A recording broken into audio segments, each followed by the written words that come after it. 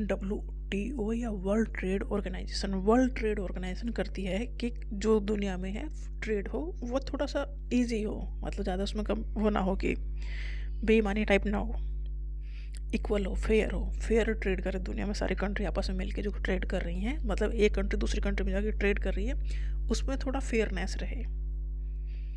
तो WTO is an international organisation that deal with the rules of trade between countries. ये किस चीज़ के साथ डील करती है? ट्रेड के जो रूल हैं बिटवीन द कंट्रीज वो उसके साथ डील करेगी WTO, वर्ल्ड ट्रेड ऑर्गेनाइजेशन।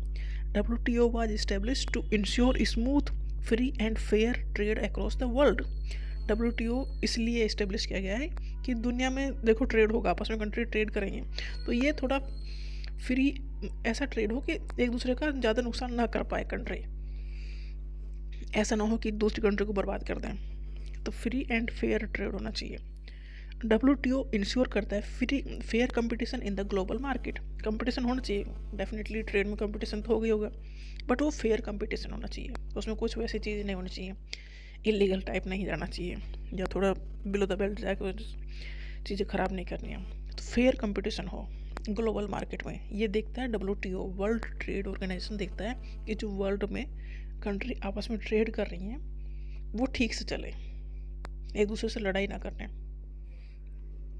मतलब कंपटीशन हो मार्केट में बट फेयरनेस के साथ कंपटीशन हो।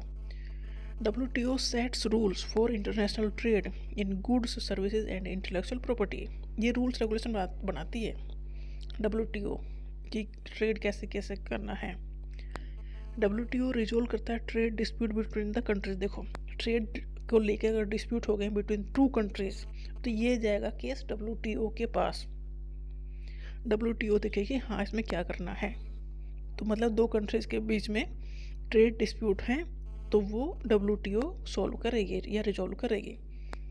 WTO प्रोवाइड करता है support for developing countries, definitely उनके लिए थोड़ा रिलैक्सेशन रखता है WTO। जो डेवलपिंग कंट्रीज हैं उनको ध्यान में रख के पॉलिसीज़ बनाता है WTO कि इनके साथ जो ट्रेड होगा वो फेयरनेस उसमें रहनी चाहिए, ऐसा ना हो कि जो डेवलपिंग कंट्रीज़ हैं उन्हें डेवलप्ड कंट्री बर्बाद कर दें। तो WTO इस चीज़ पर नज़र रखता है कि जो आपस में कंट्रीज ट्रेड कर रही हैं उनमें फेयरनेस रहनी चाहिए। अगर उनमें कोई डिस्प्यूट हो जाता है तो WTO उस डिस्प्यूट को रिजोल्व करेगा, मतलब केस जाएगा WTO के पास।